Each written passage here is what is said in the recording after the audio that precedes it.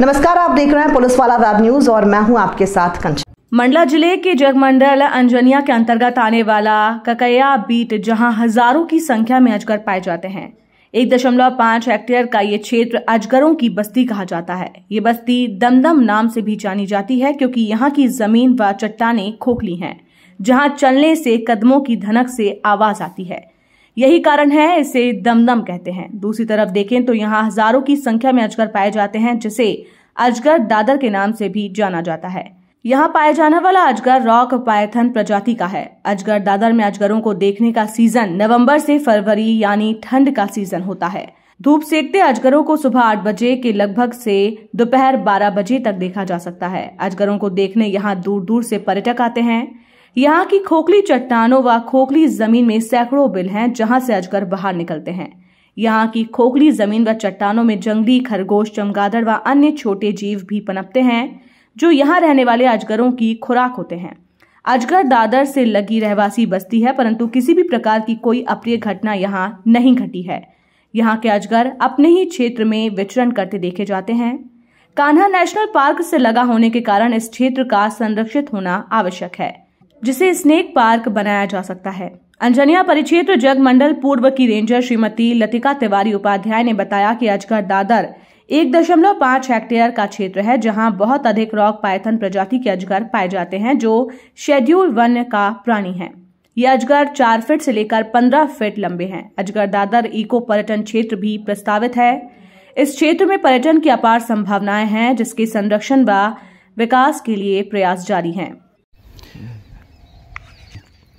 अजगर दादर जो क्षेत्र है, इसके लिए हमने अपने परिक्षेत्र स्तर से एक प्रोजेक्ट यहाँ इस क्षेत्र को इको पर्यटन विकास केंद्र के रूप में विकसित करने के लिए भेज रखा हुआ है और हमें आशा है कि MPEDB से यह बहुत जल्दी सैंक्शन हो जाएगा और फिर हम इस क्षेत्र को एक नए रूप में देख पाएंगे। अभी हम सिर्फ वन सुरक्षा समिति के सदस्यों के साथ में हमारा स्टाफ यहाँ के संरक्षण के लिए कार्य कर रहा है, तो जितना ज़्यादा होता है हम लोगों को इस चीज़ से जागरूक करने की कोशिश करते हैं कि उनके द्वारा ये जो लिटर फैलाया जाता है, बॉटल्स छोड़ दिए जाते हैं या खाने के बाद में पाउचेस हैं पैकेट चिप्स के, ये सब छोड़ दिए जाते हैं, तो इससे वन्य प्राणियों को और वनों को नुकसान पहुँचता है। यह हम अपने स्तर से प्रयास करते हैं। इवन हम जो भी पर्यटक आते हैं उन्हें ऐसा करने से रोकते भी हैं।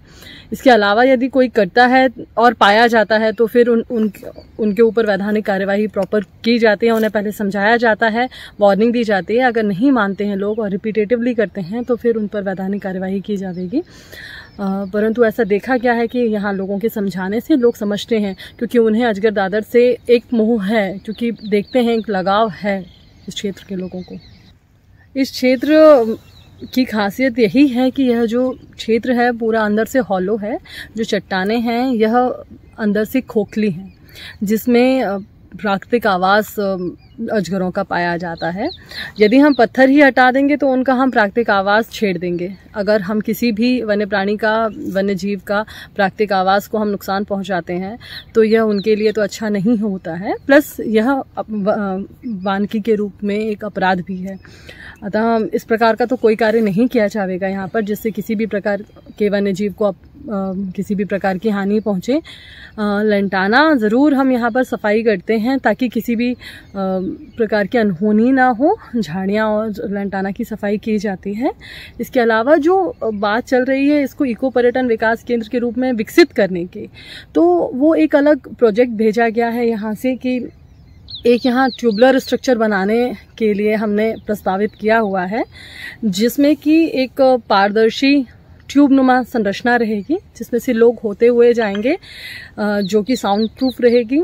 इससे अजगरों के प्राकृतिक आवास को भी किसी प्रकार का कोई हार्म नहीं पहुंचेगा, प्लस जो व्यक्ति जा रहा है देखने के लिए वो भी सुरक्षित रहेगा। दूसरी चीज़, अगर वह हल्ला करता है, शोर करता है या कुछ खाने पीने की चीज़ है तो वो इस क्षेत्र को गंदा नहीं कर पाएगा या उसके किसी भी क्रियाकलाप से इस क्षेत्र पर असर नहीं पड़ेगा। तो ऐसा प्रस्ताव इस बार भेजा है हमने इको पर्यटन विकास बोर्ड को। तो यदि यह सैंक्शन हो जाता है तो इस क्षेत्र को संरक्षित करने के साथ साथ हम यहाँ के लोगों को रोजगार के अच्छे अवसर प्रदान कर पाएंगे। मैडम कितने यहाँ लगभग 3 फीट 4 फीट से शुरू करके 15-15, 17-17 फीट तक के अजगर देखे गए हैं।